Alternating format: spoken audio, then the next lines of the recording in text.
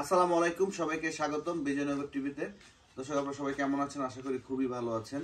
আমি গত 3 দিন আগে একটি ভিডিও করেছিলাম।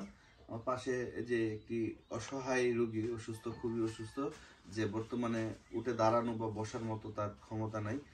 ওর চিকিৎসার জন্য প্রায় 1 লক্ষ টাকার প্রয়োজন, এবং 1 লক্ষ টাকা হলে ডাক্তার বলেছেন স্বাভাবিক অবস্থায় ফিরে আসতে পারে।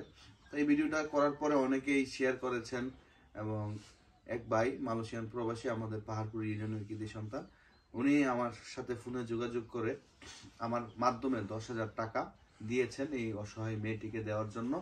আর ওনার নাম প্রকাশ করতে অনিচ্ছুক, এই জন্য ওনার আমি নাম ঠিকানা কিছুই বলছি না। তবে আমাদের পাহাড়পুর ইউনিয়নেরই খুব ভালো মনের একজন মানুষ, উদার মনের মানুষ।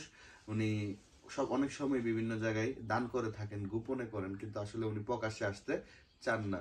তো অনেকেই আমার সাথে আরো যোগাযোগ করছেন। তবে আমি চাইবো যে মেয়েটাকে আপনারা সবাই একটু সহযোগিতা করেন, যেহেতু খুবই অসহায়, তাদের বাড়িঘর পরিবেশও খুবই খারাপ। এবং গেলামোড়া থেকে নয়নপুর যাওয়ার প্রথম যে বাড়িটা, আপনারা অনেকেই রাস্তা দিয়ে যাওয়ার সময় দেখবেন যে ছোট্ট একটা টিনের ঘর, এই বাড়িটাই ওদের।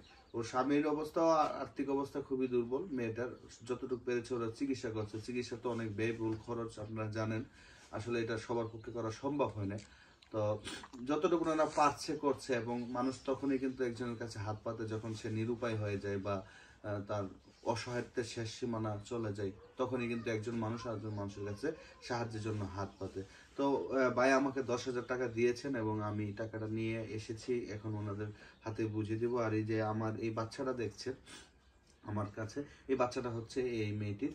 আর একটি সন্তান, তার ছেলে সন্তান, সে বাঁচতে চায়, আর এবং আপনাদের সকলের সহযোগিতা নিয়ে সে বাঁচতে চায়। আপনারা সবাই সহযোগিতা করবেন।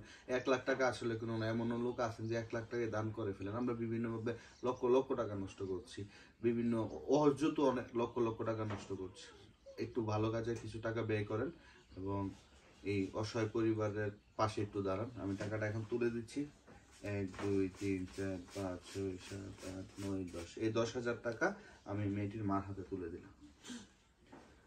আপনি তো আলহামদুলিল্লাহ 10,000 টাকা পেয়েছেন। আমাদের ওনার জন্য একটু দোয়া করবেন, যিনি টাকাটা দিয়েছে। হ্যাঁ, দোয়া করবেন। এবং উনি খুব ভালো মনের মানুষ। আশা করি এই চিকিৎসার জন্য আপনার এই টাকাটা কাজে আসবে।